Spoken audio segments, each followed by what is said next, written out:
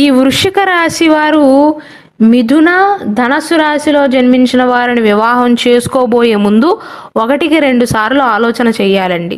ఎందుకంటే మిగిలిన రాశుల వారితో పోల్చుకున్నట్లయితే 100కు 28% మాత్రమే అనుకూలత సూచిస్తుంది. కాబట్టి వృశ్చిక రాశిలో అమ్మాయి జన్మించినా అబ్బాయి జన్మించినా సరే మీరు మిథున రాశి వారిని కానీ ధనుసు రాశి వారిని కానీ ప్రేమించినా లేకపోతే ఎక్కడైనా మ్యాచ్ కుదిరినా సరే అమ్మాయి అబ్బాయి జాతకాలు క్షుణ్ణంగా పరిశీలించి మాత్రమే తుది నిర్ణయాన్ని తీసుకోవాలండి.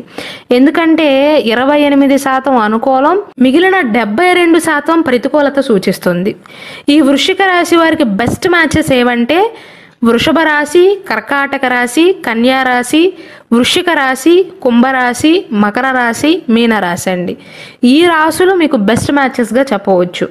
అంటే 70% కంటే ఎక్కువ అనుకూలత సూచిస్తుందండి. అబోవ్ యావరేజ్ మ్యాచెస్ ఏమో మేషరాశి, సింహరాశి అండి. 50% కంటే ఎక్కువ అనుకూలత సూచిస్తుంది. యావరేజ్ మ్యాచ్ ఏమో తులారాశి వారండి. ఈ వృశ్చిక రాశి వారిని వివాహం చేసుకుంటే తులారాశి వారికి పెద్దగా కలిసి రాదు, కానీ వృశ్చిక రాశి వారికి పర్లేదండి.